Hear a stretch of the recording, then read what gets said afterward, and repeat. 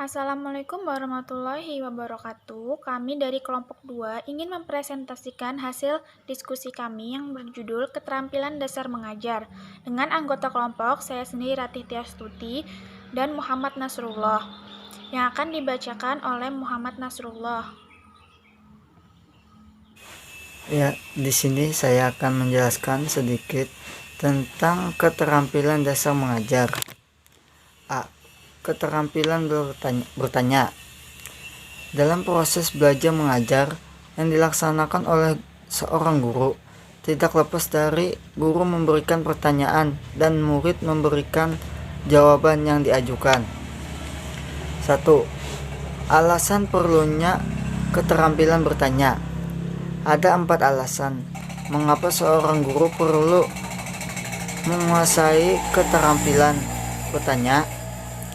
Alasan itu antara lain: 1. Pada umumnya guru masih cenderung mendominasi kelas dengan metode ceramahnya.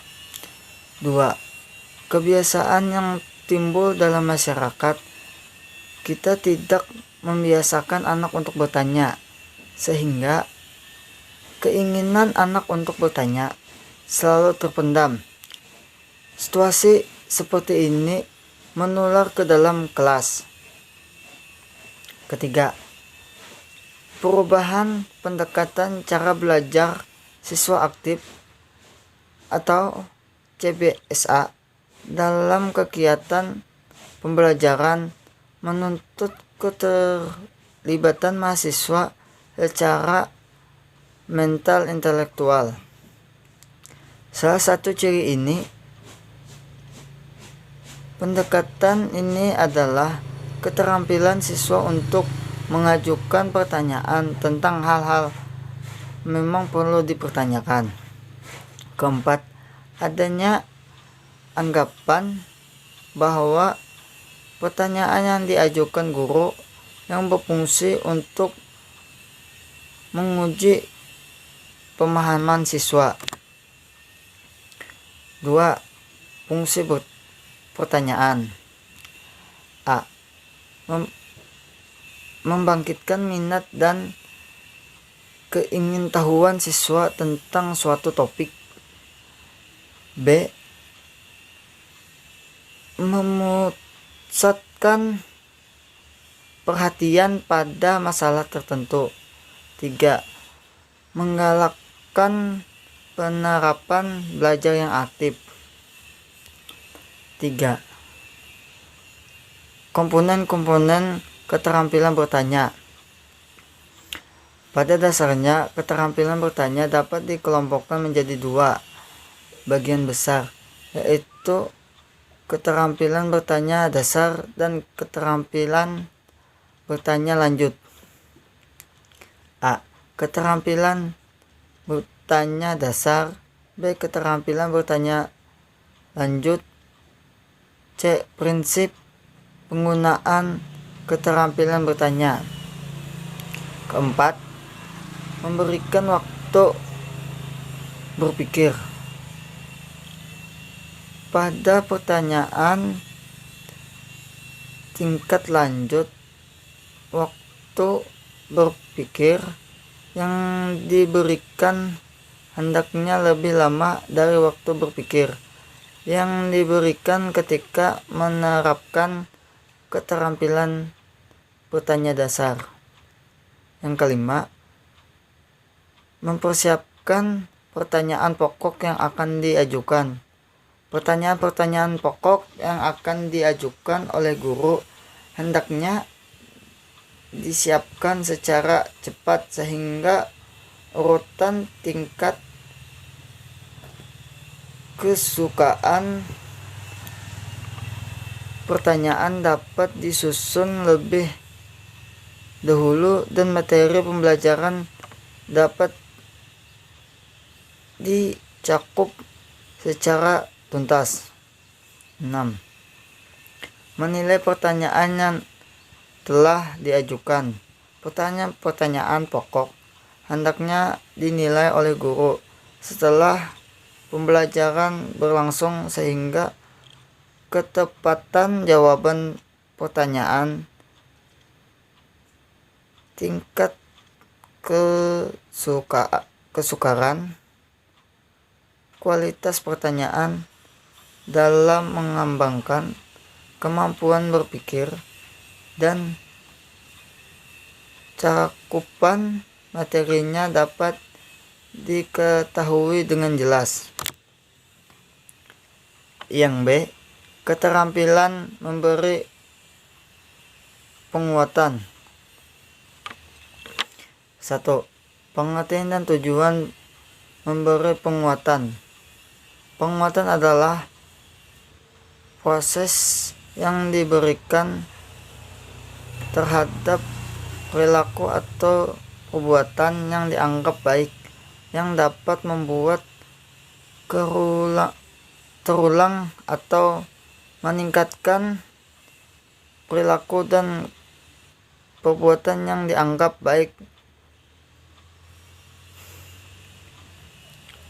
dan kaitannya dengan kegiatan pembelajaran.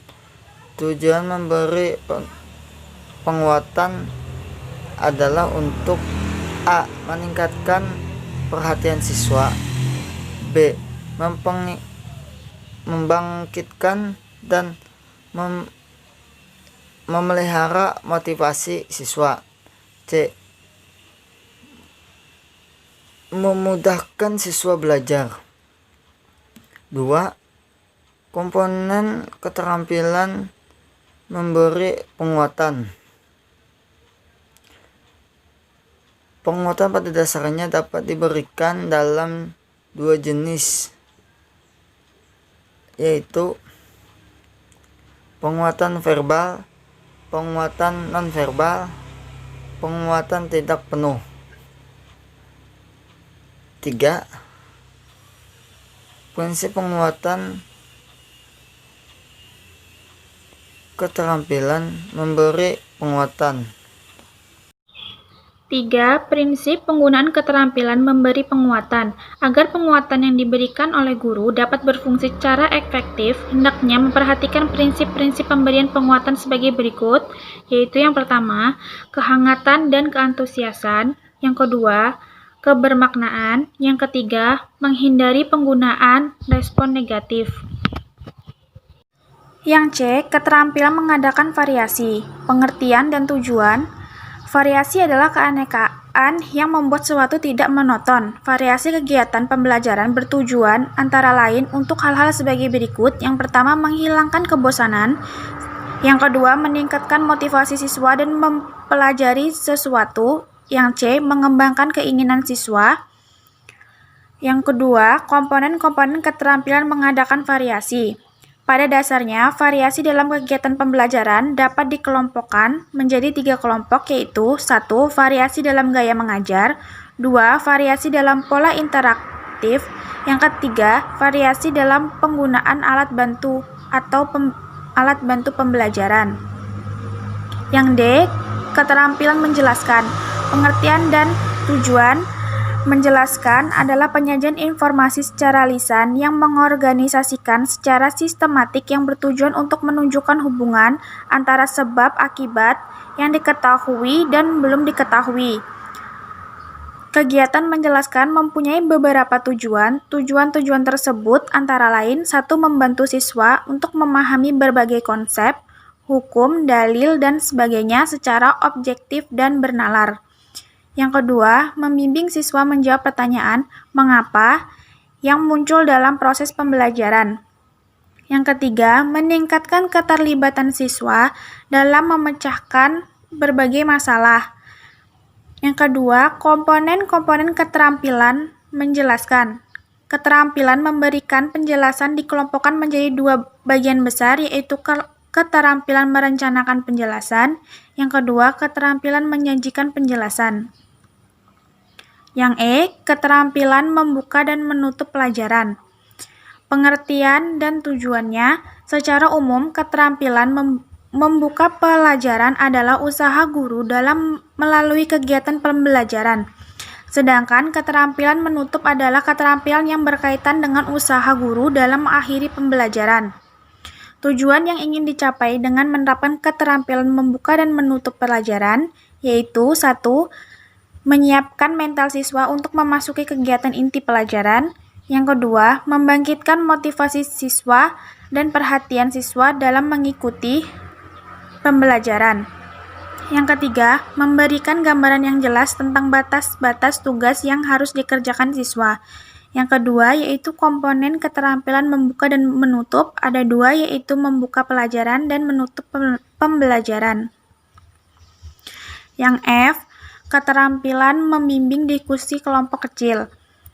Definisi diskusi kelompok kecil yaitu suatu proses percakapan yang teratur yang melibatkan sekelompok orang dalam interaksi tatap muka yang bebas dan terbuka dengan tujuan berbagi informasi atau pengalaman, mengambil keputusan atau memecahkan suatu masalah. Diskusi kelompok mempunyai karakteristik sebagai berikut, yaitu melibatkan kelompok orang yang anggotanya 3-9 orang. Berlangsung dalam interaksi secara bebas dan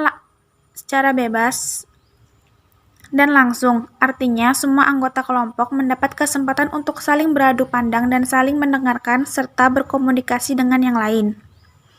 Yang kedua, tujuan dan manfaat diskusi yaitu 1. Memupuk sikap toleransi. Yang kedua, memupuk kehidupan demokrasi. Yang ketiga, mendorong pembelajaran secara aktif. 3 tahapan kegiatan diskusi. Dalam diskusi, pembelajaran termasuk ke dalam salah satu jenis metode pembelajaran. Oleh karena itu, agar kegiatan diskusi dapat berlangsung secara lancar, harus memperhatikan keterampilan dasar sebagai berikut. Yang pertama, memusatkan pemerhatian. Yang kedua, memperjelas masalah atau urunan pendapat. Yang ketiga, menganalisis pandangan siswa. Yang keempat, meningkatkan urunan siswa. Yang kelima, menyebarkan kesempatan berpartisipasi. Yang keenam, menutup diskusi. Adapun 4 keunggulan diskusi kelompok kecil yaitu termotivasi oleh kehadiran teman. Yang kedua, mengurangi sifat pemalu. Yang ketiga, anak merasa terikat untuk melaksanakan keputusan kelompok. Kelemahan diskusi kelompok kecil yaitu waktu belajar lebih panjang. Yang kedua, dapat terjadi pemborosan waktu. Yang ketiga, anak yang pemalu dan pendiam menjadi kurang agresif. Yang keempat, dominasi siswa tertentu dalam diskusi. Yang G, keterampilan mengajar kelompok kecil dan perorangan. Secara fisik, bentuk pengajaran ini ialah berjumlah terbatas, yaitu berkisar antara 3-8 orang. Ciri-ciri pengajaran kelompok kecil dan perorang yaitu terjadi hubungan atau interaksi yang akrab dan sehat antara guru dan siswa, serta siswa dengan siswa. Yang kedua, siswa belajar menyesuaikan dengan kecepatan, cara, kemampuan, dan minatnya sendiri. Yang ketiga, mendapat bantuan dari guru sesuai dengan kebutuhannya. Prinsip-prinsip membimbing diskusi kelompok kecil atau perorangan yaitu laksanakan diskusi dalam suasana yang menyenangkan, berikan waktu yang cukup untuk merumuskan dan menjawab permasalahan, rencanakan diskusi kelompok dengan sistematis, bimbinglah dan jadikanlah diri guru sebagai teman dalam diskusi. Komponen-komponen keterampilan membimbing diskusi kelompok kecil yaitu pemusatan pemerhatian, memperjelas permasalahan, menganalisis pandangan peserta didik, meningkatkan urunan pikiran peserta didik.